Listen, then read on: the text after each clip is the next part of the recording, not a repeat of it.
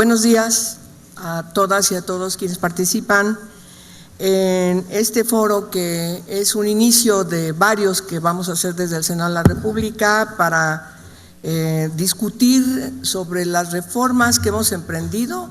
Hemos hecho estas reformas para mejorar el sistema de justicia penal en México. Recordemos que en 2008 hubo una gran reforma trascendental, estructural en nuestro país, que prácticamente es un parteaguas en nuestra historia, en la exigibilidad de justicia penal en nuestro país, donde dejamos atrás un sistema inquisitorio y entonces el país, al igual que todos los países democráticos en el mundo, estamos transitando a un nuevo sistema de naturaleza penal. El Senado de la República se honra mucho en tenerles a todas y a todos ustedes en este foro. Sobre todo vamos a empezar con 4 ponentes de lujo. Seguiremos, ustedes conocen el programa, seguiremos presentando en esta dinámica de discusión a 4 ponentes. Tenemos acá ya muchos de los ponentes y expertos y expertas que van a seguir discutiendo, planteando, hablando de cada uno de los temas que decidieron intervenir y preparar. Pero por supuesto la dinámica que les presentamos las senadoras presidentas de la Comisión de Justicia, la senadora Pilar Ortega, la senadora Cristina Díaz, presidenta de la Comisión de Gobernación, y su servidora, presidenta de la Comisión de Derechos Humanos. No es gratuito que estemos aquí las tres comisiones, y estas 3 presidentas hemos trabajado en una gran alianza para reformar, para impulsar leyes importantes que garanticen no solamente que la reforma de 2008 se concrete de manera armónica, de manera puntual, de manera trascendental y estructural, sino que derivado de esta reforma y también desde el enfoque de la reforma en materia de derechos humanos de junio de 2011, hemos estado impulsando reformas, pero sobre todo nueva legislación. Hay varias nuevas leyes en el espectro del marco jurídico de nuestro país, todas desde este enfoque, por supuesto derivadas del mandato de la reforma del 2008, para crear el nuevo sistema de justicia penal, pero también para atender el otro gran mandato de la otra gran reforma estructural de nuestra Constitución en materia de derechos humanos. No podríamos hacer las cosas de otra manera. El artículo 1 de nuestra Constitución claramente define la responsabilidad de todas las autoridades para trabajar desde el enfoque de los derechos humanos, y por supuesto nosotras hemos trabajado, ustedes verán en las leyes que han surgido desde el Senado como Cámara de Origen, que tiene esta perspectiva. Encontraremos principios que antes no habría sido posible concebir que pudieran estar, porque seguramente pensaban que no eran importantes. El interés superior de la niñez, por ejemplo, la perspectiva de género, igualdad sustantiva, y así podríamos empezar a enunciar los principios rectores de los derechos humanos como lo mandata nuestra Constitución. Este foro es muy importante, insisto y reitero que es el inicio de una serie de foros y de conversatorios que seguiremos haciendo para atender las preocupaciones, más allá de si estas preocupaciones son correctas y están bien fundamentadas y no corresponden a algo sustantivo, quizás a una falta de comprensión o no. Nosotras no nos prejuiciamos.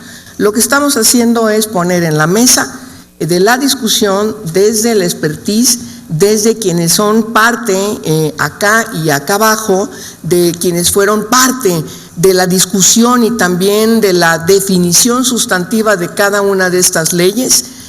Cuál es la respuesta que tenemos que dar, cómo tenemos que atender, cómo tenemos que dirimir también, si lo que hemos hecho es lo correcto, si falta hacer ajustes o no, y eso es nuestra obligación. De tal manera que hoy estamos iniciando prácticamente el próximo periodo ordinario que empieza el 1 de septiembre con esta discusión. Queremos llegar al inicio del periodo ordinario de sesiones, nosotras, nuestras comisiones, el Senado de la República, discutiendo junto con ustedes para saber dónde están las preocupaciones y dónde tendríamos que explicar mejor, dónde tendría que dirimirse desde el Poder Judicial en una interpretación más ad hoc para poder entender el significado de la letra de la ley o de la Constitución.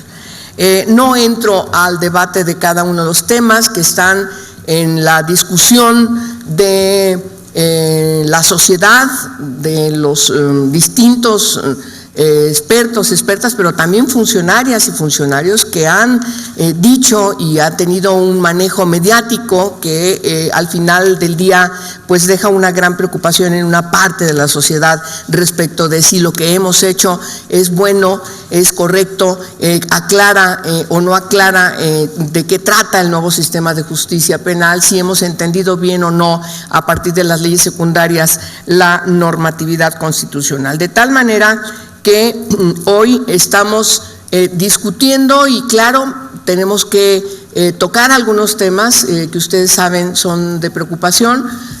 Cada uno de los ponentes y de las y de los ponentes nos hablarán a partir de la enorme experiencia que tienen, de cómo contribuyeron, de cómo fueron atendidas en mayor o en menor medida las propuestas que acercaron al Senado de la República, de tal manera que reflexionar sobre estas preocupaciones y sobre todo abrir los oídos para escuchar estos cuestionamientos a partir del enfoque de los operadores del sistema, de las y de los litigantes, de académicas, académicos, de quienes han estado en un espacio en la función pública, quienes pueden con toda puntualidad identificar de manera docta si lo que estamos haciendo, si lo que hicimos efectivamente corresponde al mandato de la Constitución. Le doy la palabra, por supuesto, a la presidenta de la Comisión de Justicia para que nos dé su mensaje de apertura de este foro. Por favor, señora senadora, tiene usted la palabra. Muchas gracias, senadora. Saludo con mucho gusto a quienes nos acompañan el día de hoy, a quienes van a participar en este extraordinario foro que organiza la presidenta de la Comisión de Derechos Humanos sobre un tema muy importante. Agradezco, por supuesto, la invitación a participar en el mismo como integrante de la Comisión de Justicia, como presidenta de la misma y como alguien que ha tenido la suerte, la fortuna de estar presente en la evolución que ha tenido el sistema penal acusatorio. Yo fui diputada la 60 legislatura que vio nacer esta importante reforma mediante la cual se crea el sistema penal acusatorio en nuestra Constitución. Esta reforma, publicada el 18 de junio de 2008, que constituye un verdadero parteaguas en la evolución de nuestro sistema jurídico, pasando de un sistema de corte mixto preponderantemente inquisitivo a uno de corte acusatorio y oral, lo cual ha replanteado un diseño integral del sistema jurídico penal mexicano. En este camino, después de 8 años de vacatio, el sistema se ha fortalecido por diversas circunstancias, entre las que podemos señalar la propia acción legislativa a través de los nuevos instrumentos legales, la discusión nacional sobre aspectos de su implementación, los aciertos y errores que se han observado en su operación. En este escenario es como llegamos al 18 de junio de 2016, fecha en la que, conforme a las disposiciones constitucionales establecidas en esta reforma, concluyó el plazo para la entrada en vigor del sistema penal acusatorio. A partir de esta fecha, México comenzó una nueva etapa en la que se ha puesto a prueba la eficacia del nuevo sistema en la búsqueda de condiciones que hagan posible el pleno acceso a la justicia y en el que se garanticen los derechos humanos y se repare el daño a las víctimas. Para el año 2013, aproximadamente el 32.6% de los municipios del país contaban ya con el nuevo sistema acusatorio. Hoy tenemos una nueva realidad, tenemos un sistema que tiene 1 año de vigencia en todo el territorio nacional. Y bueno, pues a 1 año de su implementación total en el territorio nacional, han sido múltiples los planteamientos que se han esbozado respecto a su implementación y desarrollo. Escuchamos voces que abogan por que se realicen algunos ajustes que permitan una mejor evolución del sistema. para efecto de su perfeccionamiento, pero también escuchamos aquellas voces que condenan al sistema y que demandan de alguna manera volver hacia atrás. Nuestra realidad en materia de seguridad se ha visto incrementada por una ola de violencia que de alguna manera ha hecho que algunas voces, tal vez con desinformación, digan o señalen que esto de alguna manera obedece a la puesta en marcha del sistema penal acusatorio. No obstante, es pertinente recordar que la esencia del sistema radica fundamentalmente en lo opuesto a quienes señalan estas circunstancias. Es decir, el sistema y su esencia radica en reducir la impunidad, en proteger a las víctimas y en reparar los daños que se han causado en su perjuicio. Esto sobre el eje de los derechos fundamentales. Es verdad que el sistema, como toda reforma legislativa, requiere siempre evolucionar y que toda reforma jurídica, que toda reforma legislativa es perfectible, que no se agotan todos sus elementos en el momento de su aprobación y que es necesario que el legislador de manera permanente revise su evolución. Es nuestra obligación y de hecho cuando aprobamos el Código Nacional de Procedimientos Penales establecimos en un artículo transitorio que serían justamente las comisiones de justicia del Senado y de la Cámara de Diputados responsables de la evaluación permanente del sistema. En este tenor, modificar el sistema penal acusatorio sin una evaluación que ofrezca un panorama claro sería una salida equivocada. Por ello, creo que es muy importante el esfuerzo que está realizando el Senado y felicito a la senadora Angélica de la Peña por el esfuerzo que se hace hoy. Efectivamente, es el primero de varios eventos que está convocando el Senado de la República para discutir, para conversar, para analizar, para debatir sobre el rumbo que debe tener el sistema penal acusatorio, en cómo podemos fortalecerlo y como legislativo estamos obligados a hacerlo.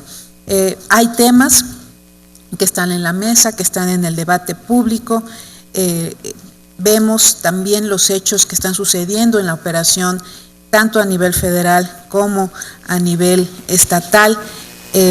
Estamos hablando también de temas como del primer respondiente, temas como el papel que está asumiendo la policía en el proceso penal acusatorio, qué pasa con las audiencias, se están llevando a cabo dentro de los tiempos, qué pasa con figuras como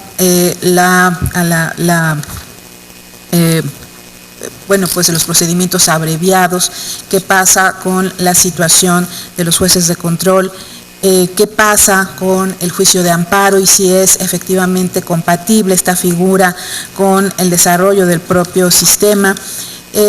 Y una serie de temas que están en la mesa y que tenemos que analizar, que tenemos que revisar con mucha puntualidad, pero sobre todo creo, como lo dije anteriormente, que estamos obligadas a hacer una revisión, sí, pero para fortalecer al sistema y no para debilitarlo. En la medida que lo fortalezcamos, en esa medida también estaremos fortaleciendo el sistema de justicia del país. Enhorabuena, insisto, porque esta serie de eventos que se están realizando en torno al sistema penal acusatorio y a los retos de su implementación, reiteran el compromiso de todas y cada uno de los actores y operadores que tienen injerencia en su desarrollo. Sin lugar a dudas, los esfuerzos realizados en estos trabajos son un claro reflejo del compromiso del Estado mexicano por lograr un sistema más justo que tanto anhela nuestra sociedad.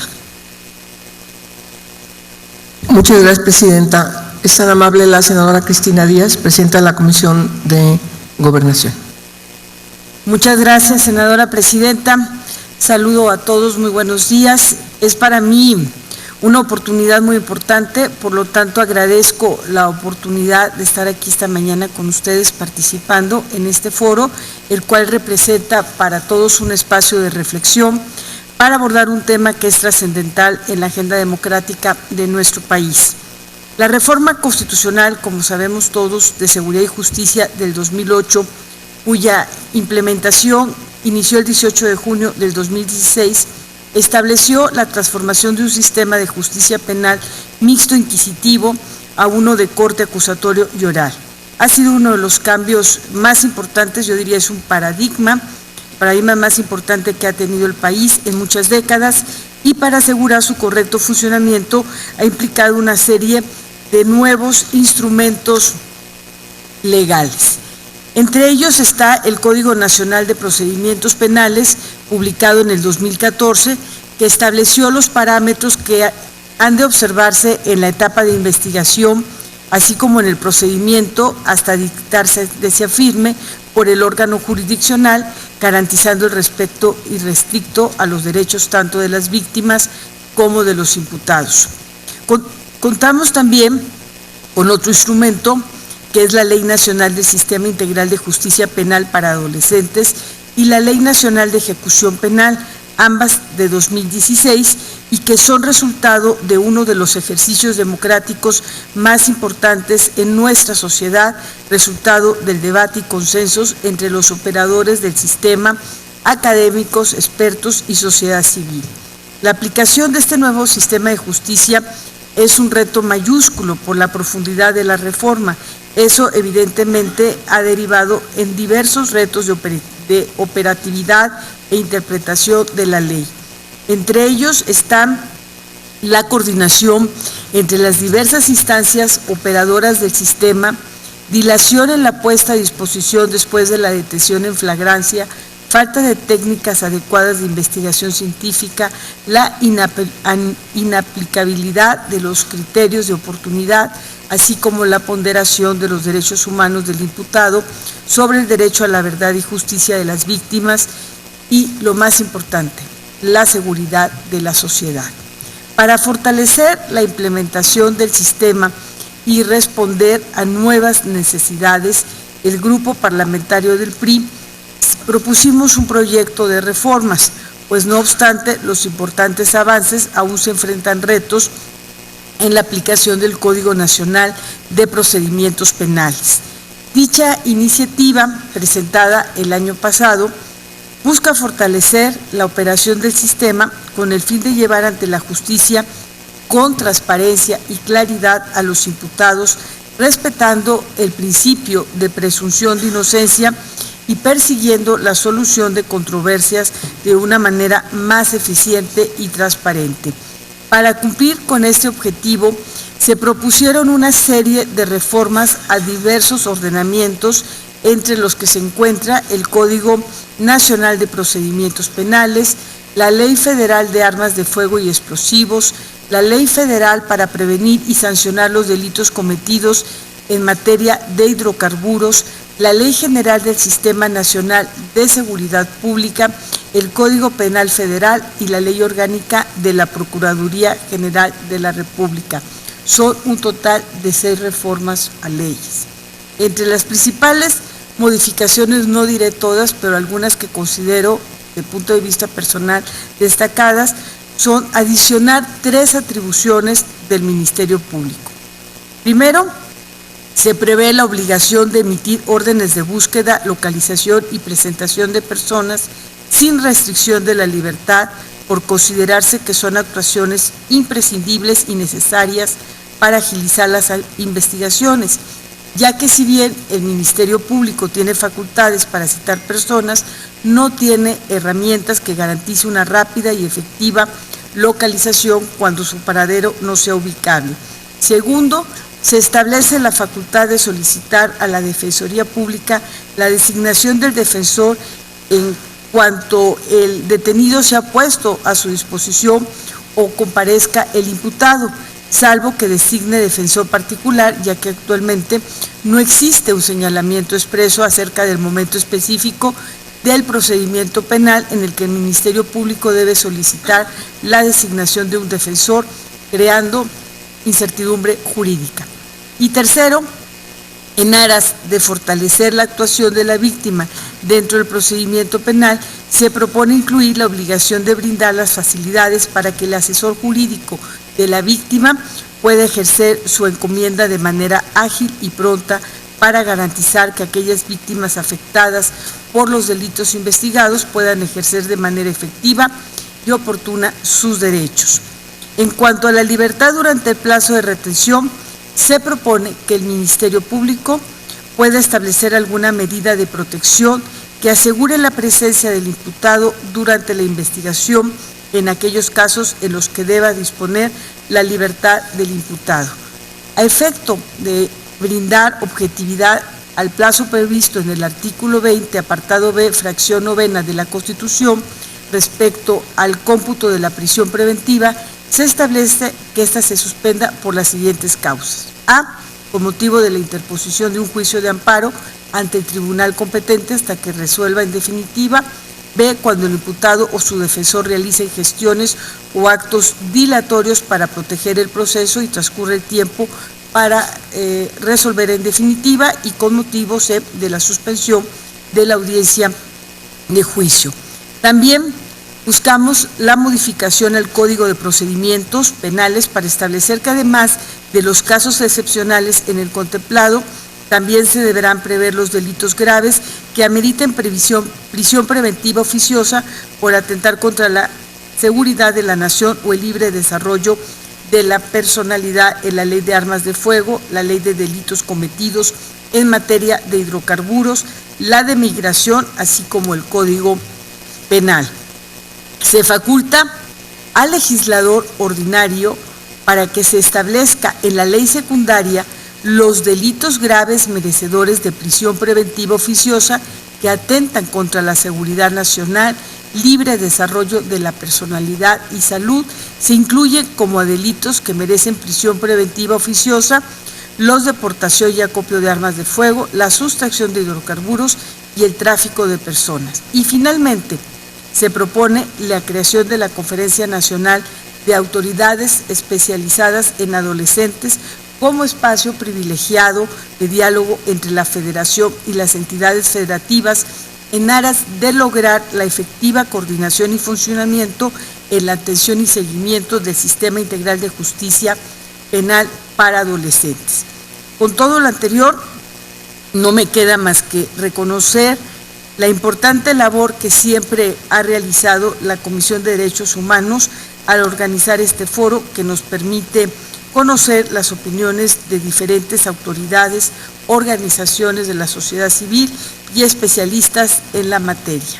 Creo que, en conclusión, el objetivo final es llevar ante la justicia con transparencia y con claridad a los imputados, que se respete el principio de presunción de inocencia y que en esta medida se desahogue el resto del sistema para la solución de otras controversias de una manera mucho más eficiente y transparente, y sin duda fortalecer la operación del sistema de justicia penal con el fin de llevar ante la justicia, lo vuelvo a subrayar porque yo creo que esa es la demanda de la sociedad, la transparencia y la claridad. Esto implica un constante revisión y actualización. Por eso, desde el punto de vista legislativo, requerimos estar haciendo esta revisión para hacer la modificación de las leyes para que se aplique de manera efectiva y esta sea una respuesta a las necesidades de la ciudadanía. Debo también puntualizar que hay coincidencia con el gobierno federal de atender algunas lagunas jurídicas. Por eso he subrayado el tema de la prisión preventiva oficiosa para los delitos de consecuencia grave, como el que tenemos hoy, el robo de hidrocarburos o la aportación y acopio de armas de uso exclusivo del Ejército.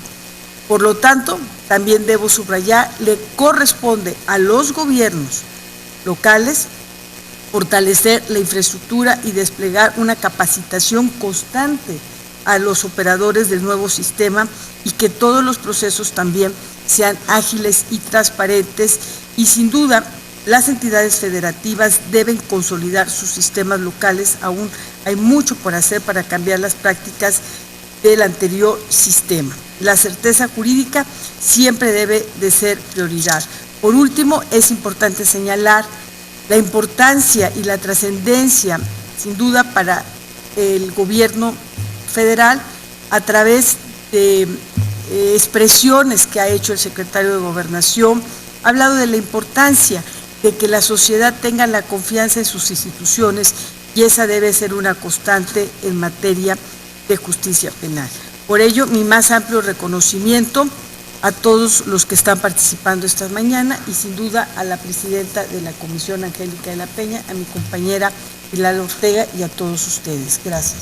Muchas gracias, senadora. Como ustedes pudieron observar, las presidentas de la Comisión de Justicia y de Gobernación hicieron un resumen muy sucinto de todo lo que hemos trabajado, las reformas, las leyes, y por supuesto ahora entraremos a una etapa en donde daremos la palabra a 4 ponentes.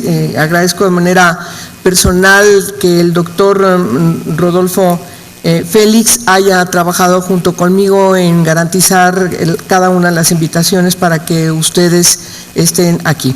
De manera que él integrará, por supuesto, esta primera mesa.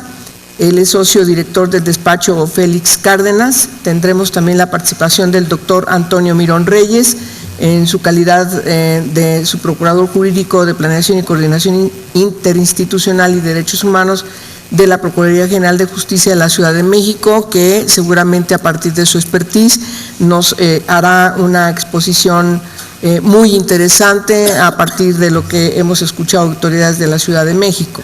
El caso del licenciado Javier Antonio Villalba Solís es asesor para temas normativos del Comisionado Nacional de Seguridad. Igual es muy relevante también su participación, que junto con el maestro, el doctor Rodolfo Félix Cárdenas, iniciaremos por lo tanto la primera mesa. Doy la palabra al doctor Jorge Antonio Mirón Reyes, si es tan amable. Yo con discreción les pasaré quizás, si es necesario, una tarjeta para indicarles algún tiempo de terminación. Y por supuesto yo quiero que cada una y cada uno de ustedes, los ponentes de las siguientes intervenciones, pudieran tener alguna opinión. Quienes me acompañan ya prácticamente todos están acá. Pudieran después de las 4 intervenciones hacer alguna pregunta, qué sé yo, lo pueden hacer con toda libertad. ¿Están ustedes de acuerdo? Gracias. Por favor, si es tan amable, doctor. Muchas gracias, senadora, y muy buenos días a todas y a todos. Agradezco la invitación que se hizo a la Ciudad de México para participar en este importante foro, particularmente a la senadora Angélica de la Peña. Saludo también con mucho afecto a las senadoras que nos acompañan y a los colegas que estamos ahora en esta mesa. Yo quiero señalar que a un año de la implementación de este sistema procesal penal acusatorio en todo el país, se hace necesario llevar a cabo una reflexión y sobre todo a partir de las demandas ciudadanas que se han escuchado acerca de lo que ocurre con respecto a la protección de sus bienes jurídicos con motivo de la implementación de este nuevo sistema. Uno de los fenómenos que se ha advertido y que se ha venido discutiendo como consecuencia o producto de la interpretación y aplicación de este sistema es algo que se le ha llamado como la puerta giratoria, que bueno, tiene su origen en Argentina y que obviamente ha venido reflejando una serie de preocupaciones a nivel de la sociedad y por supuesto a nivel de quienes nos corresponde aplicar este nuevo sistema. En este marco justamente la Conferencia Nacional de Gobernadores, presidida ahora por el doctor Miguel Ángel Mancera Espinosa, jefe de gobierno de la Ciudad de México, ha elaborado una iniciativa de reformas tanto a la Constitución como al Código Nacional de Procedimientos Penales. Esta iniciativa, lejos de considerarse como un retraso, un retroceso al sistema procesal penal, en realidad es una iniciativa que resulta ser coincidente con el esquema fundamental de protección a los derechos humanos, tanto del imputado como de la víctima. Pero asimismo, a través de esta propuesta se pretenden fortalecer los instrumentos jurídicos para que el Ministerio Público realice en favor de la sociedad una investigación más efectiva, certera y oportuna, con el propósito de contar con un sistema procesal penal acusatorio que satisfaga, como señalé hace un momento, los intereses y demandas de la sociedad. Uno de los temas que ha sido objeto de mucha discusión es el que tiene que ver con la llamada prisión preventiva oficiosa. Sabemos que el sistema procesal penal acusatorio encuentra su base en diversos principios esenciales, como son la presunción de inocencia, la legalidad y la excepcionalidad de la prisión preventiva, lo cual está reflejado, por supuesto, en el artículo 19 de la Constitución. Sin embargo, ya en la aplicación de este modelo, se ha evidenciado con justificado extrañamiento de la sociedad que son pocos los casos en que al amparo de los principios de presunción de inocencia y excepcionalidad de la prisión preventiva, los imputados de hechos típicos que afectan gravemente a la sociedad, como por ejemplo el robo de vehículos y que son procesados por el mismo tipo de actos respecto de los cuales en otro proceso hayan tenido esa condena, obtienen su libertad y en esa condición enfrentan procedimientos en libertad. En ese esquema es que la propuesta de reforma a la Constitución que se hace a través de la Conferencia Nacional de Gobernadores va encaminada a establecer una serie de delitos que deben formar parte de este catálogo establecido en el artículo 19 y a través del cual se busca garantizar no solamente los derechos lisos y llanos de las víctimas producto de la comisión del delito, sino también garantizar una efectiva justicia, teniendo obviamente restringida de su libertad a quienes se les atribuyen las conductas delictivas que agravian a la sociedad. En ese marco es que en un primer planteamiento de esta reforma se hace mención a incrementar los delitos que forman parte del catálogo de prisión preventiva oficiosa con la finalidad de generar ese esquema de protección.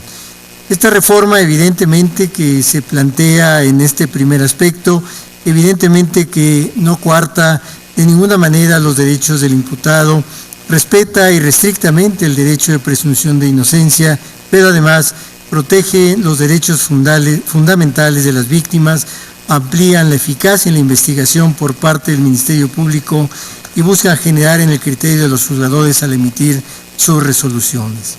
En ese sentido, quiero señalar que en esta propuesta de reforma que se hace en el seno de la Comisión Nacional de Gobernadores, se hace mención a dos preceptos de la Constitución en donde se busca establecer nuevos esquemas de garantía hacia los derechos de las víctimas.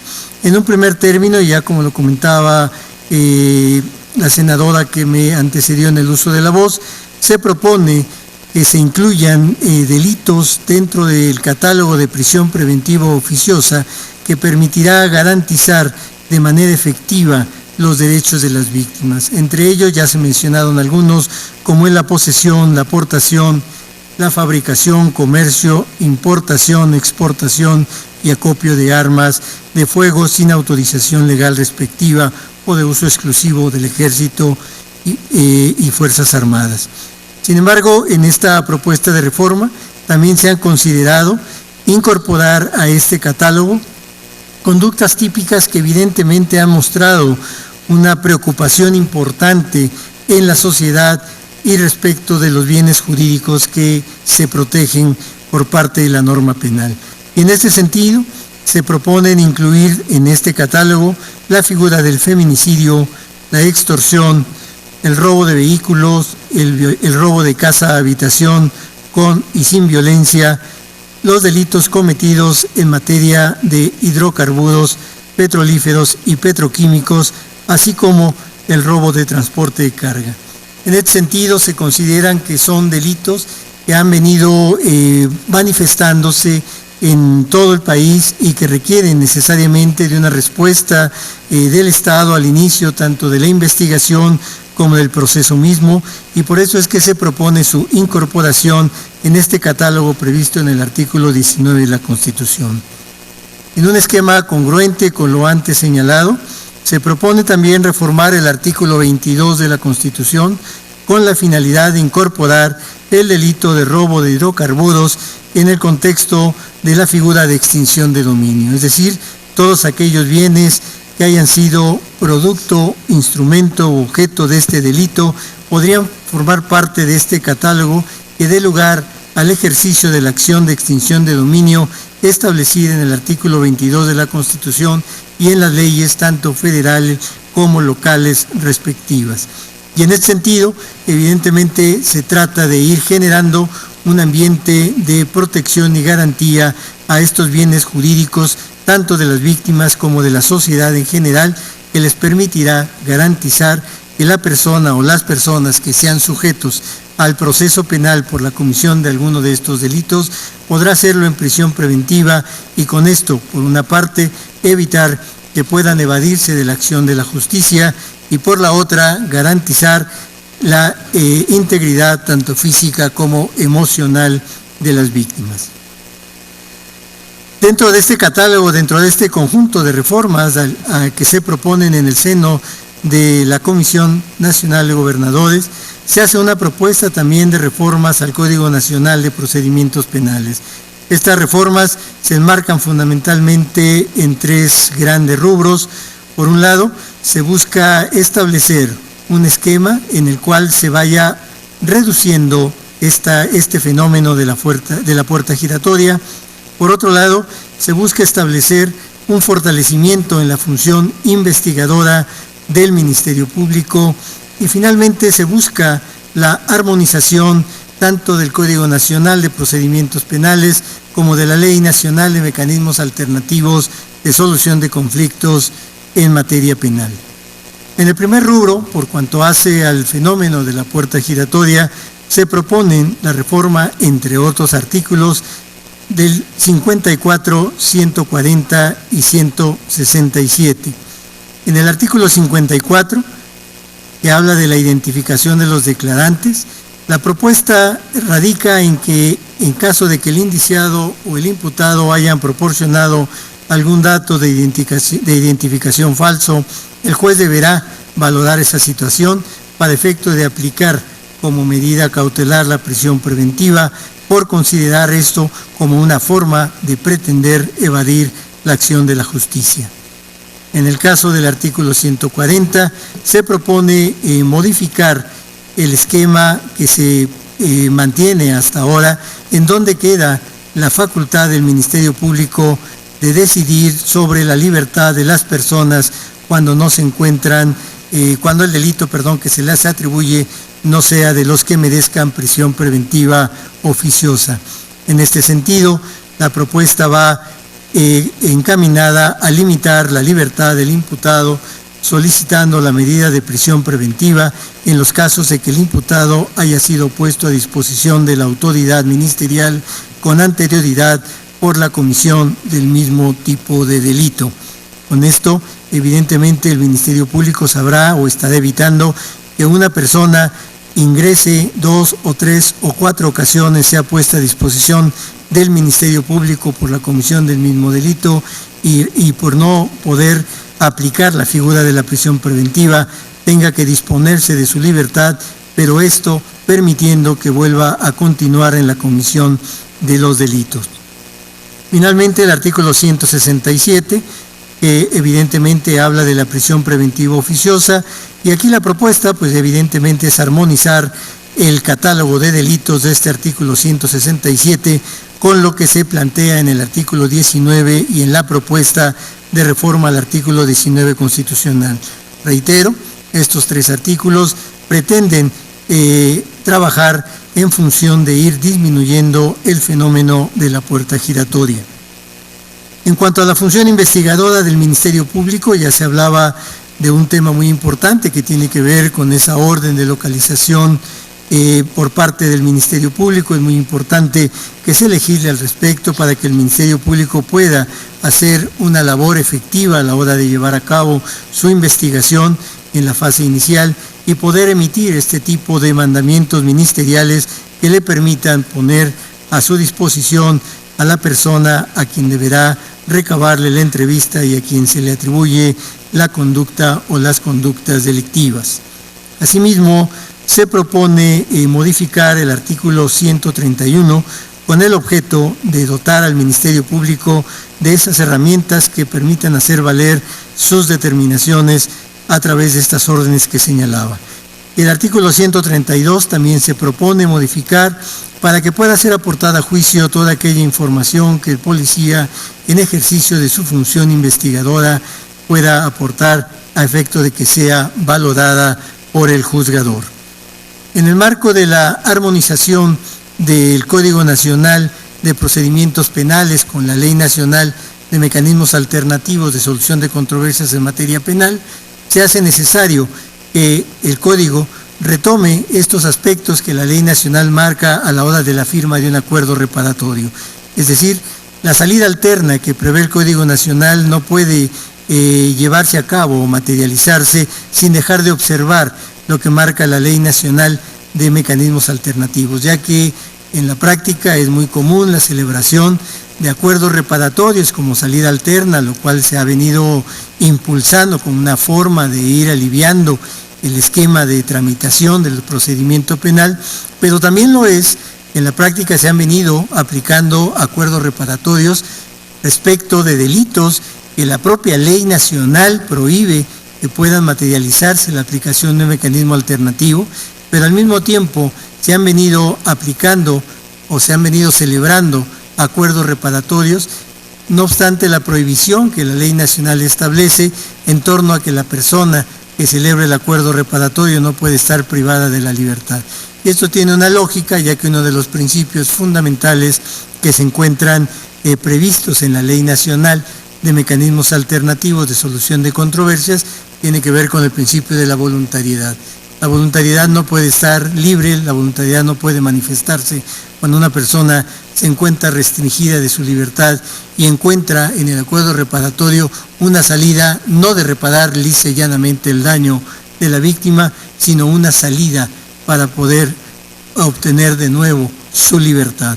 Nos parece que esta congruencia que debe de existir entre el Código Nacional y la Ley Nacional de Mecanismos Alternativos, por ser esta la ley especial, debería de darse de esta manera para efectos de evitar que se siga utilizando esta salida alterna de manera, digamos, indiscriminada, sin la observancia de las condiciones que la ley especial establece.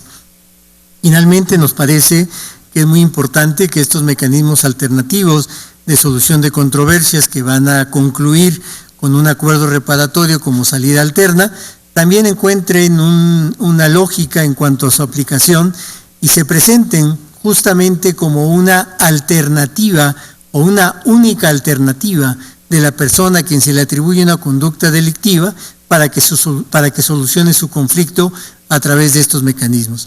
Es decir, debe preverse en la ley nacional el mecanismo a través del cual esta posibilidad de solución de controversia solamente la tengan las personas una sola vez y en caso de que reiteren la comisión de conductas dolosas, ya no tengan esa posibilidad o esa alternativa de volver a firmar un acuerdo reparatorio, porque si no, esto podría estar generando un ambiente de impunidad.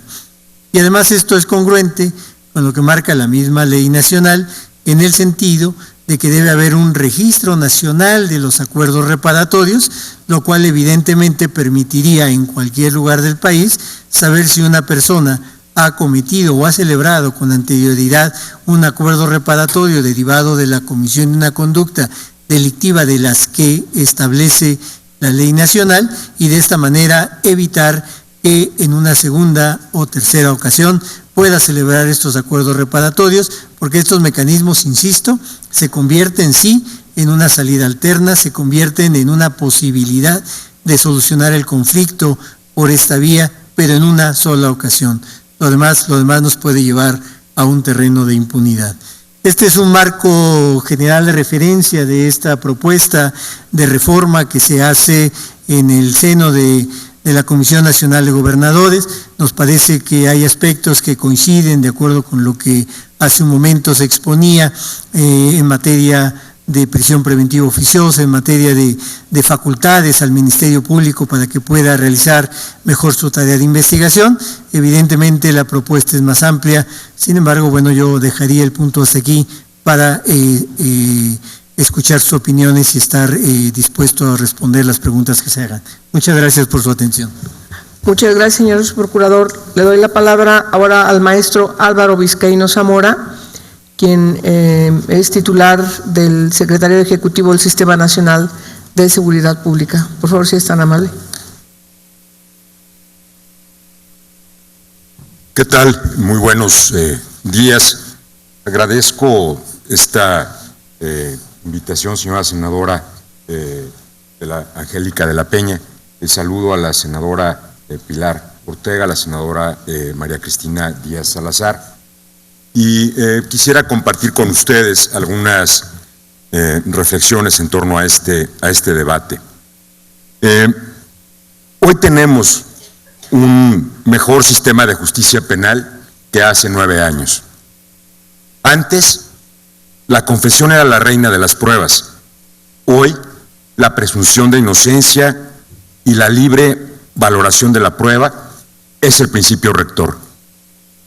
En 2006, había aproximadamente 84,000 personas procesadas y sentenciadas por robos menores a 2,000 pesos.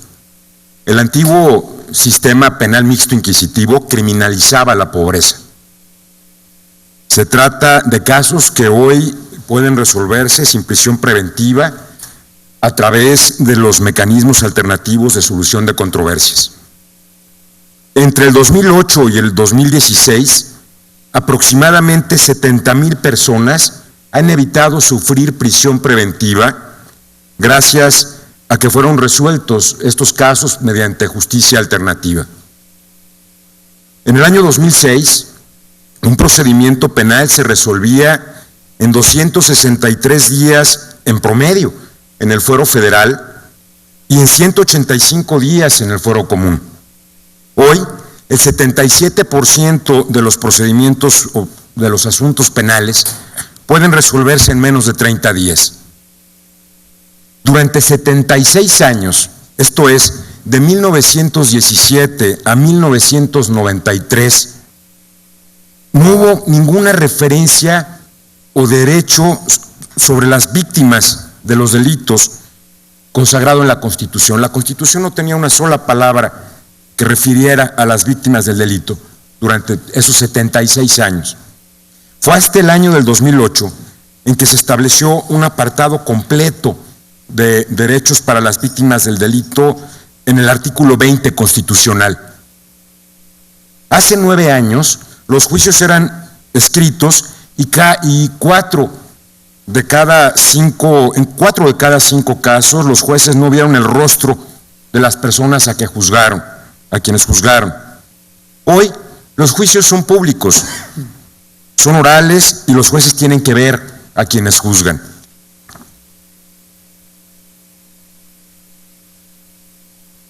El nuevo sistema de justicia penal no es responsable del aumento de los delitos. El incremento de la incidencia delictiva es multifactorial, pero principalmente hay que señalar 2 o 3 factores. Hay más armas en la calle y, en consecuencia, hay más homicidios dolosos cometidos con armas de fuego. Las armas son un medio para cometer cualquier delito. Quien porta un arma puede utilizarla para cometer un secuestro, una violación, una extorsión, un robo, delincuencia organizada. Las armas son un medio, son transversales a todos los delitos. Hoy, conforme a cifras del Secretariado Ejecutivo del Sistema Nacional de Seguridad Pública, podemos afirmar que el número de homicidios dolosos cometidos con armas de fuego se ha incrementado en 12 puntos porcentuales en los últimos 5 años. Al comparar los periodos enero-mayo de los últimos 5 años, los primeros 5 meses de cada año.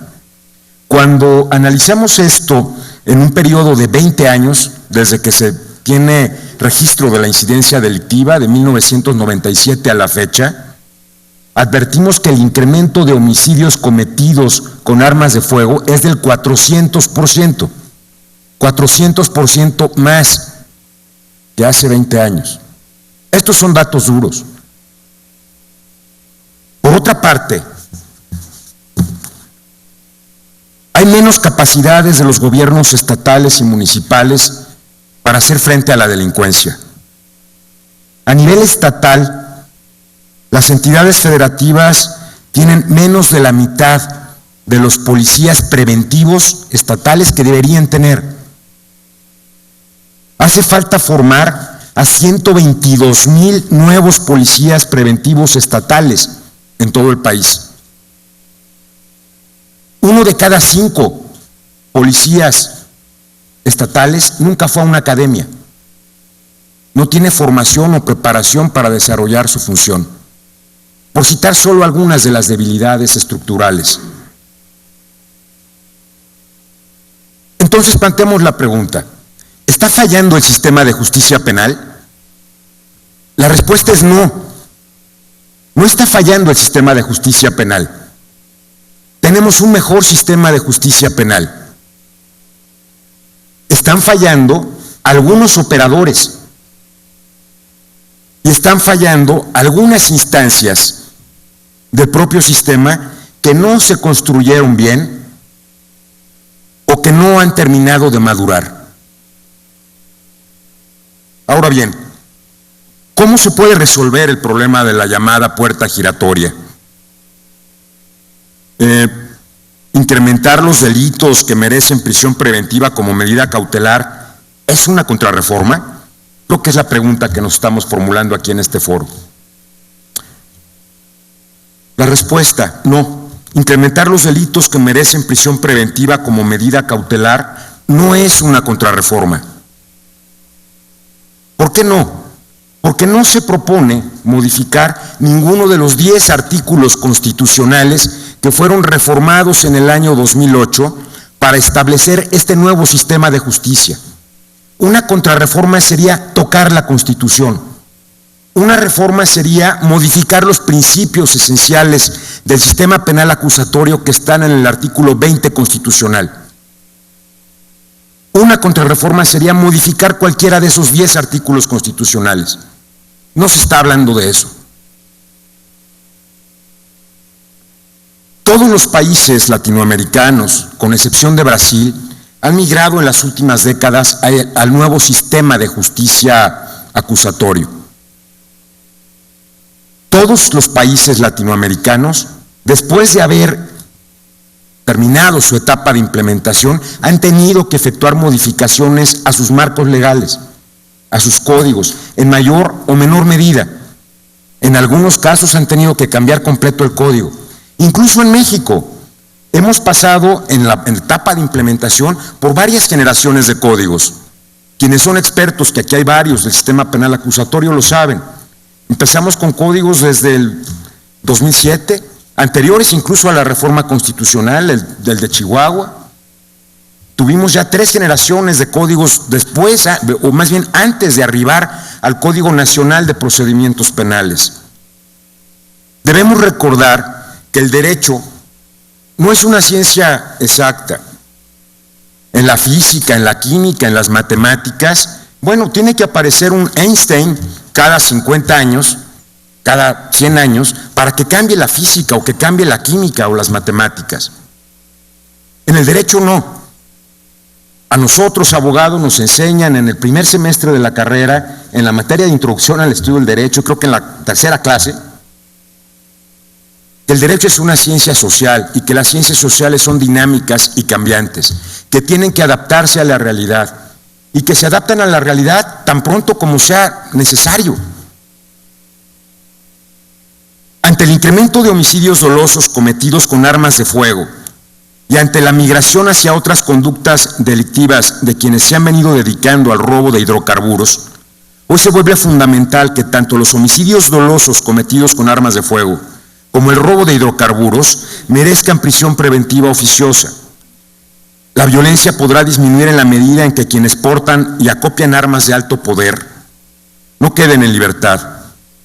Reitero, no podemos subestimar que quienes portan armas de fuego las utilizan generalmente para cometer secuestros, robos, extorsiones, delitos relacionados con la delincuencia organizada.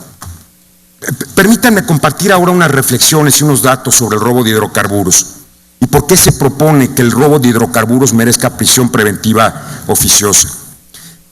Estoy seguro que hace unos años ninguno de nosotros tenía en nuestro vocabulario la palabra huachicol o huachicolero. Hace 2 o 3 años no teníamos esa palabra en nuestro repertorio. Es una palabra nueva para nosotros. El pasado 15 de mayo, el Grupo de Coordinación contra el Robo de Combustibles, que está integrado por representantes de Pemex, la Secretaría de Hacienda, la Secretaría de Gobernación, PGR, Semar, Sedena, CENER, presentó un diagnóstico sobre la problemática del robo de combustibles, su impacto económico y social y las acciones a emprender para reforzar la estrategia integral de combate al robo de hidrocarburos. Déjenme señalar un dato que me parece contundente. Si bien no se puede establecer una cifra evidentemente precisa sobre el monto que implica el robo de hidrocarburos en el país, el impacto financiero, sí se puede estimar a través, por ejemplo, de mediciones al impuesto especial sobre producción y servicios. El valor del combustible robado a Pemex es de casi 20,000 millones de pesos al año. Permítanme dimensionar cuántos son 20,000 millones de pesos. 20,000 millones de pesos son 3 veces el Fondo de Aportaciones para la Seguridad Pública, 3 veces el FASP. El FASP tiene 7,000 millones de pesos y son los recursos que la Federación aporta a las entidades federativas para fortalecer sus capacidades de seguridad. Quienes se dedican al robo de hidrocarburos tienen en ganancias ilícitas aproximadamente 3 veces más dinero, recursos, que todas las entidades federativas en cuanto al recurso que la Federación les está aportando. A mí me parece que este simple dato basta para reflexionar por qué es necesario que el robo de hidrocarburos merezca prisión preventiva oficiosa. Pero no es el único dato. Es un fenómeno muy complejo el del robo de hidrocarburos. El secretario de Hacienda en el 18º Congreso Mundial de la Asociación Económica Internacional en el pasado mes de junio dio un dato. Dijo que el precio de la gasolina robada hace un año era de 8 pesos. Ahora el precio de la gasolina robada se ha incrementado a 11 pesos. La gasolina robada cuesta 30% más. La gasolina en las gasolineras cuesta poco más de 16 pesos. Significa que quienes se dedican al robo de hidrocarburos están teniendo menos ganancias en virtud del combate, de la persecución penal que el gobierno de la República ha emprendido en contra de este delito. Significa entonces que quienes se dedican al robo de hidrocarburos para pagar las nóminas de la delincuencia organizada, pues tienen que migrar hacia otras conductas delictivas, como el robo de autos, por ejemplo, o el robo a casa habitación, o el robo a transeúnte, entre otros, que se han visto incrementados. Me parece que el impacto de este delito contra, por una parte, la economía nacional, las ganancias que obtienen quienes se dedican a esto, que son del triple de lo que la Federación otorga para el combate a la delincuencia en las entidades federativas, y el hecho de que se presenta una migración a otras conductas delictivas sería suficiente para que tomemos en cuenta la importancia de que este delito merezca prisión preventiva oficiosa. Ahora bien,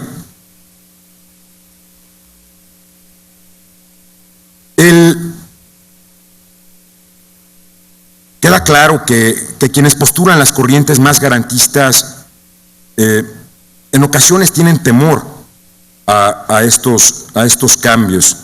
Sin embargo, hacer ajustes a la legislación ante la realidad social, reitero, no es una contrarreforma.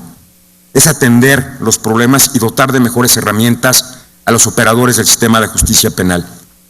Permítanme ahora una metáfora y tocar el otro tema. No solo es necesario los ajustes legislativos, hay que fortalecer las unidades de medidas cautelares, que son las llamadas UMECAS. Y aquí viene la metáfora. Cuando una persona se enferma, acude al hospital, acude con el doctor. En el hospital, con el doctor pues tiene que revisarlo y generalmente le ordena unos análisis. Nos ordenan análisis, nos toman sangre, mandan esto a un laboratorio donde se harán diversos estudios para establecer cuál es el riesgo de esta persona y entonces decidir si el enfermo debe irse a su casa sujeto a un tratamiento con medicinas, inyecciones y acudir al doctor cada cierto tiempo para ver si ha mejorado, o bien si al enfermo hay que dejarlo internado en el hospital. Hay casos en que, bueno, si la persona está inconsciente o viene sangrando, por ejemplo, pues siempre lo van a dejar internado. Y hay otros casos en que hay que valorar si sí o si no. A lo mejor es un sangrado ligero de la nariz y lo van a mandar a su casa.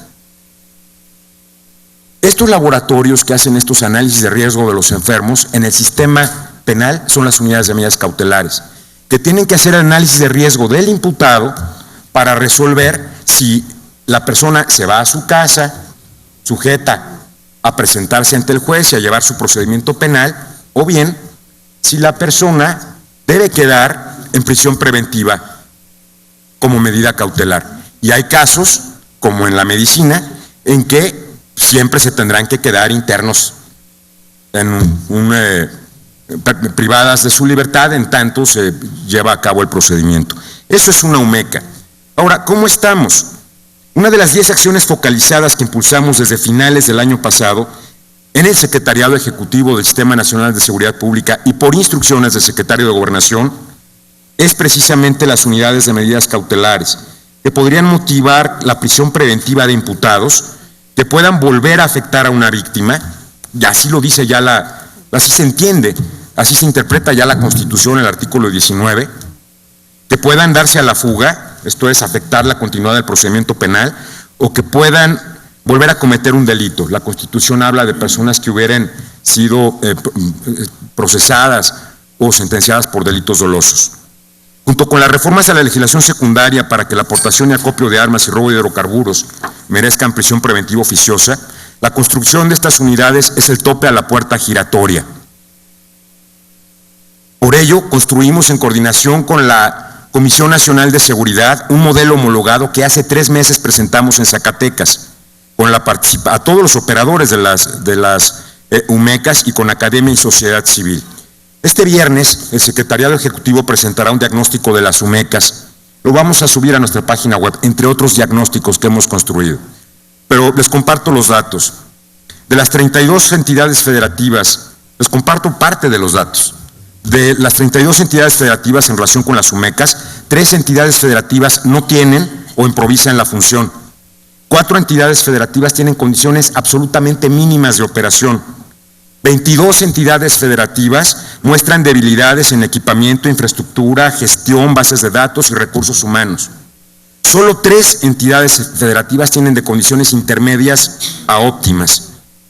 De las 29 UMECAS reportadas o en operación, en 12 de ellas el personal nunca ha recibido capacitación. En 11 entidades federativas no se cuenta con sistemas informáticos para el registro de la información. Las solicitudes de supervisión de medidas cautelares del 2015 al 2016 han aumentado en 195.6%. En el 33% de los casos, las UMECAS no atienden las solicitudes de evaluación de riesgo, por lo que no entregan opiniones técnicas. Cuando se llega a imponer una medida cautelar, en uno de cada 3 casos el imputado no la cumple por falta de planes individualizados de seguimiento. 17 entidades federativas no lograron verificar los antecedentes del imputado durante la evaluación de riesgo procesal, entre otros datos.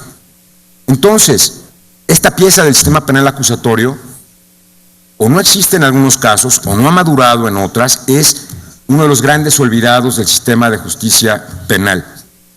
Hemos buscado en el Secretariado Ejecutivo, y de hecho ya se hizo, concertar recursos federales del FAST con entidades federativas para fortalecer y construir estas unidades. Finalmente, esta es una de las 10 acciones en las que nos encontramos trabajando. El informe lo daremos a conocer completo de lo que hemos hecho de octubre a junio, este viernes. Lo subiremos también a nuestra página web. El sistema de justicia penal es mejor que el que teníamos. No queremos una contrarreforma. Queremos que el sistema de justicia responda a las expectativas de la sociedad. Queremos que los mexicanos y las mexicanas confíen en el sistema de justicia penal. Queremos que los haga sentirse más seguros y no que les genere una percepción de inseguridad.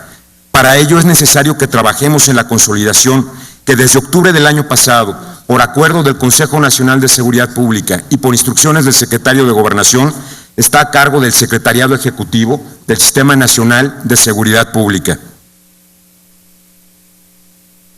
La corresponsabilidad entre instituciones, poderes y órdenes de gobierno es fundamental. Sin la participación y la crítica constructiva de la sociedad civil sería imposible lograrlo. Necesitamos comprender que la consolidación implica afinar la maquinaria y también hacer los ajustes necesarios a las leyes secundarias sin violentar el debido proceso y los principios del sistema penal acusatorio, la presunción de inocencia y el uso de la prisión preventiva como medida excepcional y no como regla general. Señoras y señores, en el Gobierno de la República también queremos una justicia sin pretextos. Muchas gracias. Muchas gracias. Toca el turno para escuchar qué es lo que acontece también en la Comisión Nacional de Seguridad al licenciado Javier Antonio Villalda Solís. Buenos días, tengan todas y todos ustedes. Reciban un cordial y afectuoso saludo de parte del Comisionado Nacional de Seguridad, licenciado Renato Sales Heredia. Título personal, saludo con mucho respeto, mucho afecto a la señora senadora Angélica de la Peña, presidenta de la Comisión de Derechos Humanos. Muchas gracias por esta invitación, senadora. A la senadora Diva Adamira Gastelum, secretaria de la Comisión de Derechos Humanos. A la señora senadora Cristina Díaz Salazar, presidenta de la Comisión de Gobernación del Senado de la República. Y a la senadora Pilar Ortega, presidenta de la Comisión de Justicia de este Senado. Saludar también con mucho gusto a las y los especialistas, académicos y representantes de la sociedad civil organizada. Bien, de cara al proceso de consolidación de la implementación del sistema de justicia penal que inició a partir de junio de 2016, desde el seno de la Conferencia Nacional de Secretarios de Seguridad Pública, que encabeza la Comisión Nacional de Seguridad, se han generado una serie de reflexiones y de análisis en torno a la realización de propuestas precisas para perfeccionar la normativa vigente del sistema de justicia penal, ello sin desvirtuar las bases y la naturaleza de este sistema. Y en ese orden de ideas, así como en cumplimiento a uno de los acuerdos que emanaron en ese órgano colegiado, en junio de este año se celebró un ejercicio democrático sin precedentes. Se llevó a cabo el primer conversatorio entre autoridades de la Secretaría de Seguridad Pública en las entidades federativas con algunos legisladores de la Cámara de Diputados, con miras a realizar propuestas al marco jurídico vigente, con la legítima pretensión de acatar y observar el mandato constitucional de brindar seguridad pública a las y los mexicanos, así como para cumplir con el objeto del proceso penal que nos mandata el artículo 20 de nuestra norma fundamental, proteger a la víctima y procurar que el culpable no quede impune. Y en este sentido, este órgano colegiado a que he hecho referencia, y desde luego con el aval de la Comisión Nacional de Seguridad, se ha impulsado el establecimiento en ley secundaria de la prisión preventiva oficiosa, fundamentalmente en dos tipos de delitos: la aportación y el acopio de armas de uso reservado para el Ejército, la Armada y la Fuerza Aérea. Insisto, esto sin desvirtuar la naturaleza y las bases que sustentan este loable esfuerzo de transformar el sistema de justicia penal en México. ¿Y de qué se trata la propuesta? Se trata que delitos de peligro, como la aportación y el acopio, que son medios para cometer otros delitos como el homicidio, que son medios para privar de la vida a otras personas, merezcan y ameriten la oficiosidad en la prisión preventiva para evitar que los imputados se sustraigan a la acción de la justicia dentro del mismo y con ello lograr su comparecencia para cumplir con el objeto que hicimos referencia.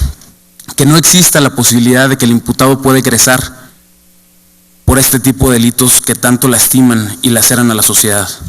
Y como lo ha dicho el comisionado nacional, y es un tema que hay que decirlo con claridad y con toda honestidad, las personas que portan hoy en día una Barrett calibre 50, que portan lanzagranadas AK-47 llamadas cuernos de chivo, no emplean estos medios para la defensa personal, sino que estos artefactos bélicos, como los denomina nuestra jurisprudencia, son instrumentos que causan la muerte.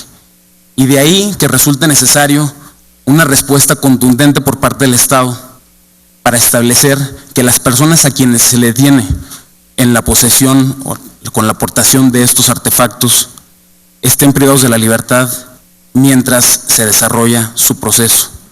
Hay que decirlo, gran parte de los imputados por este tipo de delitos tienen una adscripción o una pertenencia a grupos de la delincuencia organizada o a grupos delictivos, donde ante la libertad que se dicta por parte de la autoridad jurisdiccional, es improbable que las personas regresen al proceso penal para efectos de la continuación del mismo.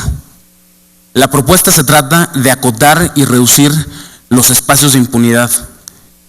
Bajo una óptica del análisis económico del derecho, la propuesta está encaminada a reducir los incentivos que tienen las personas que transitan por nuestras calles con este tipo de artefactos.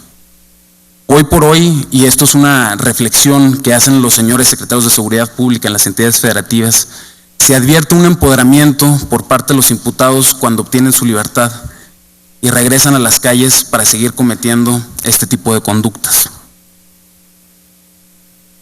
Como hemos manifestado, como ha manifestado el señor Comisionado Nacional de Seguridad en foros anteriores, en entrevistas públicas, esta propuesta para establecer la prisión preventiva oficiosa en estos delitos de ninguna manera atenta contra la lógica del sistema acusatorio adversarial, sino que se hace en su amparo y bajo la regulación vigente prevista en el artículo 19, párrafo 2 constitucional. Desde nuestro juicio, el constituyente 2008 generó un facultamiento al legislador ordinario para que determinara las conductas graves, los delitos graves que atentan contra la seguridad de la nación y que los regulara en una ley secundaria. Es por ello que no se ha suscrito la propuesta de modificar el texto constitucional, sino de plantear modificaciones a la norma secundaria a efecto de que estos tipos de delitos se establezcan que atentan contra la seguridad de la nación y en consecuencia establecer su gravedad para efectos de la oficiosidad. Y de igual forma me permitiré compartir con ustedes, compañeras y compañeros, algunos datos duros que sustentan esta propuesta que se somete a su consideración. De junio de 2016 a mayo de 2017, los homicidios dolosos que se cometieron con un arma de fuego presentaron un incremento de un 41%. En un año pasamos de 5 de cada 10 homicidios dolosos cometidos con arma de fuego a 7 de cada 10.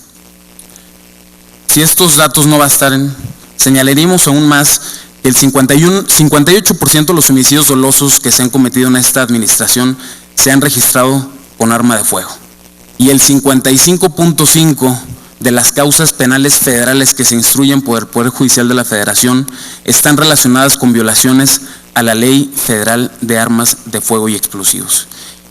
Es por ello que se ha trabajado y se ha impulsado, insisto, por parte de la Comisión Nacional de Seguridad, en conjunto con el aval unánime de la Conferencia Nacional de Secretarios de Seguridad Pública, impulsar una propuesta en este sentido, como una opción contundente, si bien es cierto no la única, pero un paso firme, un paso decidido para contrarrestar esta incidencia. Es cierto, el problema de la incidencia delictiva obedece a múltiples causas, a múltiples factores, pero estamos convencidos que una de estas causas obedece a la liberación durante el proceso de las personas a quienes se les atribuye este tipo de conductas.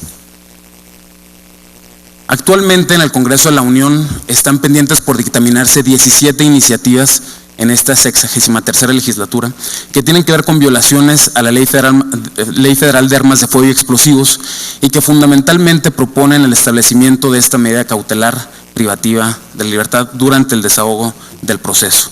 12 de estas iniciativas se encuentran pendientes en la Cámara de Diputados, en tanto que 5 están pendientes en comisiones en la Cámara de Senadores. Con esto evidenciamos que existe por parte de algunos legisladores una voluntad real por caminar en este sentido, tratar de contrarrestar, insistir en una de las muchas causas que existen. Y desde luego que el problema no es privativo del orden normativo.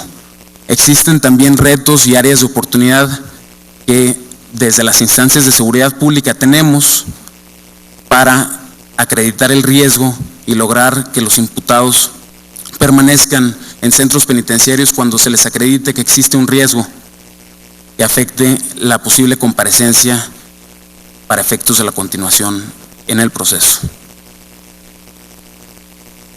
Por otra parte, y aunado a estas reformas necesarias para articular el sistema de justicia acusatorio adversarial, y como lo ha mencionado el Comisionado Nacional de Seguridad, externar en esta sede legislativa, en este honorable recinto legislativo, la necesidad de reformar, plantear un análisis para una posible reforma del artículo 123, apartado de fracción 13ª de nuestra Constitución, normativa que actualmente impide que los peritos, policías y agentes del Ministerio Público, quienes han sido cesados o su relación se haya dado por terminada de forma injustificada, impiden al servidor público a reincorporarse a su empleo. Esto, a juicio de la Comisión Nacional de Seguridad, transgrede y trastoca otras de las garantías que igualmente prevé y consagra nuestra norma fundamental. El artículo 5 que reconoce el derecho de las personas a poder dedicarse a la profesión que les acomode siendo lícitas, y por otra parte la garantía de retroactividad en perjuicio de las personas. Es necesario generar una reflexión en torno a una posible modificación a este precepto constitucional con miras a las personas que han sido cesadas de manera injustificada, sujeto a ciertas condiciones, puedan reincorporarse a su empleo, de la misma forma que sucede en el derecho del trabajo para personas que se regulan bajo el apartado A del artículo 123 constitucional. Aunado a lo que aquí se ha comentado respecto de las modificaciones legislativas planteadas en materia de órdenes de búsqueda, localización y presentación, así como la conformación de la Conferencia Nacional de Autoridades en materia de justicia para adolescentes, la Comisión Nacional de Seguridad ha sido enfática en que resulta necesario estas reformas para articular los avances y cerrar este perfeccionamiento. Insistir que son tiros de precisión, son modificaciones mínimas que hacen posible y hacen operable este sistema. Insistir sin desvirtuar las bases mismas y la lógica sobre la cual opera este sistema de justicia penal. Por mi parte sería cuanto y me pongo a sus órdenes. Muchas gracias. Muchas gracias. Voy a pedirle que sea tan amable a la senadora Diva Damira Gastelum, que anda con una gran cantidad de ocupaciones, que por favor nos dé un breve mensaje. ¿Sí es tan amable? Muchas gracias. Senadora. Muchas gracias. Buenos días a todas, a todos. Primero felicitar a nuestra presidenta de la Comisión de Derechos Humanos por este atinado foro, porque es muy importante revisar qué está pasando con este sistema de justicia penal hoy acusatorio. Necesitamos saber qué alcances ha tenido y qué tenemos que modificar. Me ha impresionado las dos participaciones que he escuchado, que son muy buenas y que además nos dan luz en lo que tenemos que revisar. Son 9 años, pareciera muy poco tiempo, pero la realidad que vivimos es distinta, y en el 2014 nos dimos el Código Nacional de Procedimientos Penales, que también merece que nosotros estemos muy pendientes de este desarrollo. Hoy exactamente una persona a la que yo he estado apoyando en una gestión, tenía una audiencia oral. Lo raro es que el inicio de su proceso fue un proceso por escrito cuando inició, lo tardado, y hoy en una audiencia oral totalmente distinta, seguramente su sentencia no va a ser favorable. Tendríamos que revisar qué tanto queremos nosotros seguir sentenciando gente que realmente no amerita, y revisar también el sistema de prisión preventiva. Es urgente. ¿Quiénes están en la cárcel? Con todo respeto, ¿quiénes están en la cárcel?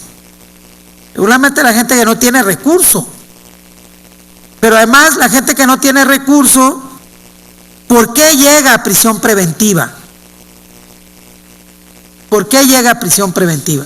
Entonces son muchas preguntas. Yo, de veras, yo felicito mucho a Angélica. Angélica es muy aplicada, Cristina, Pilar, y ellas han hecho algunas preguntas en las que yo me fui por el lado de más prisión preventiva oficiosa.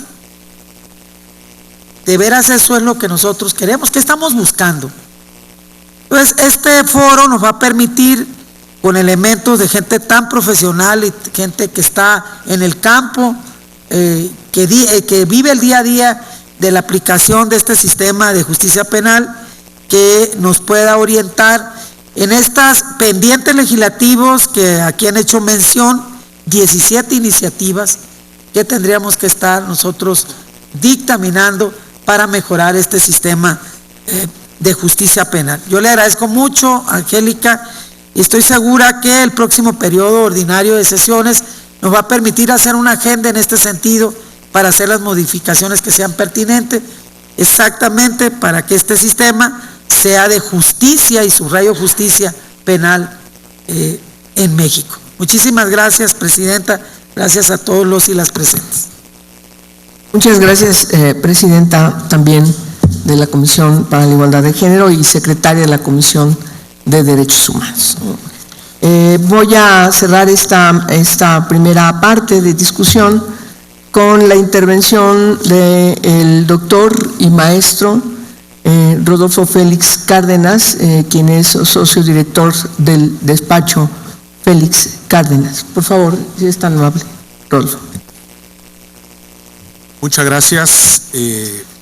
Por supuesto, primero agradecer la oportunidad que nos dé el Senado de la República de tener este foro de tanta importancia con personas que han dedicado su tiempo al estudio del sistema, y lo más importante, abrirlo a la gente, que todos nos escuchen, que conozcan los puntos de vista, y por ello es muy importante agradecer a la senadora Angélica de la Peña el enorme esfuerzo de esta iniciativa, a la Comisión de Derechos Humanos que preside, a la Comisión de Justicia y de Gobierno del Senado, y por supuesto tomamos, yo creo todos los que estamos aquí, esas palabras de aliento que nos dicen que tendremos que tener otros foros, porque justamente los verdaderos debates en tema del sistema de justicia penal no son, y créanme, se los voy a decir ahorita, estos que nos vinieron a presentar.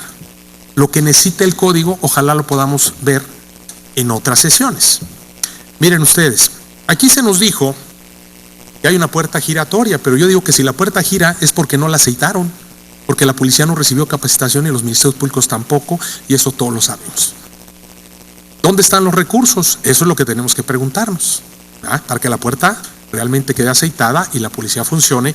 Hoy nuestro amigo Álvaro Vizcaíno está coordinando esta capacitación a la policía, muy importante, es una responsabilidad inmensa y que seguramente nos va a entregar muy buenas cuentas. Esta propuesta que nos han mencionado, que es una propuesta que proviene con CONAGO, pero hay otra que está muy amarrada, que es una propuesta del señor diputado Camacho y de otro diputado, Camacho, César Camacho, amigo además, están muy vinculadas en su texto. Casi diría yo que dicen esencialmente lo mismo, entonces yo me voy a referir a los puntos concretos que voy a tratar como si fuera una referencia a ambas. Y primero empiezo diciendo lo contrario a lo que aquí se dijo. Por supuesto que las propuestas son un grave retroceso, no protegen los derechos humanos y atacan las bases del sistema. Pero no solo eso, como se decía aquí, la justicia federal busca también justicia sin pretextos. Yo creo que tiene muchos pretextos. Y también, por supuesto, hay muchos tiros precisos que tienen que ver con esos pretextos. Pero no hay que decirlo, hay que argumentar por qué. Rápidamente paso a un tema de la prisión preventiva oficiosa para no quitar tiempo a los aspectos centrales que yo voy a atacar. ¿Para qué queremos delitos de prisión preventiva más en la Constitución oficiosa? Voces autorizadas de la PGR se pronunciaron ya que no. A título personal, ministros de la Corte, personas altamente autorizadas dijeron que no. La Comisión de Derechos Humanos dijo que no. Los colegios de abogados dijeron que no. La sociedad dijimos que no. Entonces, ¿dónde está la legitimación del poder que tienen los gobernadores, que se las damos nosotros como ciudadanos, para hacer una propuesta en la que la sociedad esté en contra? Por algo será. Si se quiere proponer, por ejemplo, el robo de hidrocarburos, llevarlo al artículo 19 constitucional como delito de prisión preventiva oficiosa, pues entonces lo que están haciendo es llevar a la Constitución un delito para perseguir a personas individuales, a niños. ¿Por qué lo digo? Porque es delincuencia organizada. Y la delincuencia organizada ya está en el artículo 19 de la Constitución como prisión preventiva oficiosa. Y si no estuviera en ese caso concreto, pues hay una ley federal de delincuencia organizada. Reformen su ley, no toquen la Constitución. Entonces lo que pasa aquí es que quizá falte un consejo técnico para las propuestas de reformas. Y así podemos hablar de otras, pero no me voy a desviar en eso. Quiero tocar 3 temas concretos para apuntalar por qué estas propuestas son equivocadas. Miren, estas propuestas atacan en su base el sistema y, por supuesto, los derechos humanos. Una de las bases del sistema, ¿cuál es? La investigación policial. Sin investigación, pues no hay nada. ¿Y qué es lo que quiere la propuesta de CONAGUA y la otra propuesta? Que desaparezca la investigación. Lo que pasa es que cuando uno no tiene el contexto técnico de lo que dice la ley, no lo entiende. Uno lee un artículo y pues pasa de largo si uno no tiene una interpretación congruente. Voy a leer un artículo que es el 132 de las obligaciones de policía, que es coincidente en el tema CONAGUA. La policía puede entrevistar a personas que pudieran aportar algún dato o elemento para la investigación. Y esta es la reforma. La información que escuche o conozca de manera indirecta el policía podrá ser aportada al juez o tribunal de enjuiciamiento, quien valorará el alcance probatorio. ¿Esto qué quiere decir? La información que escuche el policía, eso ya va a ser prueba. Es decir, ya no hay investigación. El policía se va a sentar en su escritorio y va a escribir ahí, informe investigación. Yo escuché que Juan dijo que Pedro fue el que disparó. ¿Ah? Ya no van a investigar porque ya lo pueden decir por escrito, es lo que digan que ellos escucharon o conozcan indirectamente. Pero no solo eso es grave, sino que además se prevé que esta información pase directa desde ahí, desde ese informe policial hasta el juicio como prueba. Es decir, se brincan el filtro de la etapa intermedia, que es el control de los medios probatorios, el debate si van a pasar o no, o sea, rompen con todo el esquema del proceso. Entonces, tú, policía, di que escuchaste lo que quieras y ya con eso tenemos a Juan Pérez dentro de la cárcel. Ah, claro, pero cuando llegue el día del fallo y el fallo sea absolutorio, porque se va a ver que es un montaje esto, el sistema falla, el sistema está mal y vuelven las críticas, ¿no? ¿Y por qué no desde ahorita les decimos que esta norma ataca las bases del sistema? Lo que está pidiendo aquí el legislador, bueno, no legislador, estas propuestas es que la policía no investigue, que ponga lo que escuchó, ¿no? Y eso se hace como se hacía antes. La policía ponía lo que escuchaba, antes del tradicional, antes todavía, y más. Pues esa es la prueba que ya se tiene, ¿no? Sin debate de control de prueba ni nada. Yo no sé cómo se dice que no hay retroceso. Esa es la base. Pero fíjense ustedes, ese policía que dice que escuchó y pone ahí que escuchó de alguien decir que Juan hizo tal cosa y que eso viera prueba a juicio, todavía cuando vamos al juicio, pues hay que entender más cómo opera el proceso y cómo opera la ley. ¿Qué pasa si ese policía no va a juicio? ¿Qué pasa si el policía se muere? Pues van a querer que se incorpore como prueba la información de lo que uno dice que el otro le dijo, de lo que el otro escuchó. O sea que ni siquiera vamos a tener sentado al que supuestamente le dijo, al policía ni al policía. Volvemos al proceso justamente en un documento que violenta la cláusula de confrontación. El derecho mínimo que tiene una persona acusada de poder interrogar de frente a la persona que lo está imputando. Se acabó. Esto no existe en ningún país, ¿eh? Esta locura no existe en ningún país, ¿eh? Esto no existe en ningún lugar. Es una norma inconstitucional. ¿No? ¿Viola derechos humanos? Sí. claro, se llama derecho de defensa, se llama cláusula de confrontación, se llama principio de contradicción, derechos y principios. Ahí está, ¿cómo que no viola? Segunda, cuando una persona es imputada de la comisión de un hecho delictivo y esa persona, por la razón que sea, hace una declaración ante el Ministerio Público, ante un juez de control, como sea, hace una declaración, ¿sí? Y después esa persona es llevada a un juicio, es acusada de ese delito. Esa declaración que hizo primero no se puede utilizar como prueba en el juicio. Está prohibido, solo es prueba, dice la Constitución, lo que se produce en juicio. Eso no se puede, usted no la puede sacar y llevar como prueba al juicio. Porque esa información que se dio tiene un fin específico, que es una información que se valora como un dato para ese momento en que se está resolviendo lo que el juez dice, el juez de control del Ministerio Público, en la investigación, nada más. Y resulta que los mexicanos, como en todo país civilizado, tenemos un derecho, los inculpados o imputados, que se llama el derecho a la no autoincriminación. Pero también tenemos algo que se llama derecho a guardar silencio. Y nuestra Constitución dice que si yo guardo silencio, el silencio no se puede valorar en forma alguna en contra. No estoy obligado a abrir la boca como acusado, ¿no? Entonces, ¿cuál es la propuesta? La propuesta es que si tú hiciste una declaración antes ante el Ministerio Público, pues, y tú decides ejercer tu derecho a no declarar, a guardar silencio, es un derecho humano. Tú decides no ejercer tu derecho, no quieres declarar, entonces el Ministerio Público va a poder tomar esa declaración y la va a ingresar al proceso como prueba a través de un documento. O sea, que cuando yo invoco un derecho humano, pues es un tiro en la cabeza, ¿no? Invoco un derecho humano, pues me estoy envenenando. ¿Esto qué quiere decir en un lenguaje traducido? Que a mí me van a obligar a que yo declare en un juicio en contra de mi derecho humano a guardar silencio, porque si yo no declaro, el Ministerio Público va a sacar ese papel y lo va a ingresar, lo va a entregar. ¿Me siguen? Bueno, pero si queremos buscarle más, ¿sí? Lo que están legitimando es la tortura. ¿Por qué? Viejo sistema, como anterior.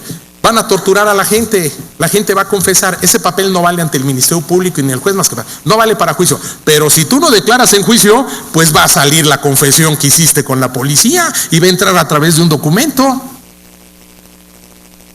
Eso no solo viola derechos humanos, eso rompe las bases del sistema, ¿sí? Es decir, el que yo invoque un derecho que me corresponde, guardar silencio, ¿sí? Es darse un tiro en la pistola con base en esta propuesta. Pues sí viola derechos humanos, es desastrosa. Y la tercera, que es peor, bueno, todas son muy malas, pero esta sí que de plano es producto de no conocer el sistema, de ayudar a plantear normas, engañar a los gobernadores, ¿sí? Y plantear cosas que de plano rompen con todo. ¿Qué propone la reforma? Propone que vuelva la fe pública del Ministerio Público. La fe pública ya no existe en el sistema y no puede existir porque el Ministerio Público no puede decir que lo que él ha recibido como un dato de prueba pues sea prueba y se acabó. La prueba nace en juicio allá después. Por eso no hay fe pública. Pero ahora lo que se quiere es que el Ministerio Público certifique, autentique los documentos. Eso es fe pública en otro concepto.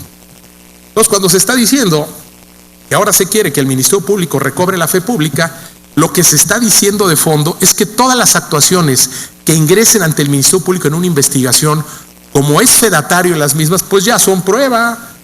Entonces vamos a combinar el viejo sistema, esto ya es prueba, y esto casi nos llevaría a que lleváramos el viejo expediente de la averiguación previa a la etapa intermedia y entrega, pues ya es prueba.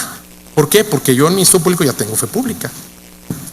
Esto nuevamente viola el texto constitucional, no se puede, es contra las reglas y contra justamente el derecho que tiene que ver con la prueba. No hay fe pública y no puede existir. Yo voy a decir nada más estos tres temas, porque sé que mis compañeros tendrán otras cosas que argumentar y porque el tiempo es muy preciado en un recinto de esta naturaleza. Solo quiero destacar que no nos vayamos con la finta. Nadie está en contra de que se combata el delito. Nadie está en contra de los temas de seguridad pública. Lo que estamos en contra es que se atropellen los derechos de las personas, de los ciudadanos. Se puede hacer lo que pide esta propuesta, pero con mecanismos correctos. Gracias. Gracias, doctor. Vamos a hacer un cambio en la mesa. Le voy a pedir para seguir esta dinámica de discusión, que como pueden ustedes observar, está muy buena.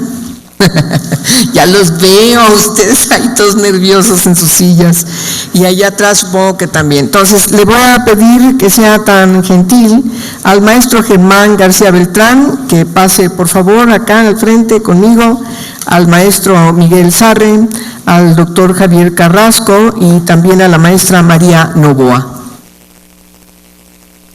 Muchas gracias.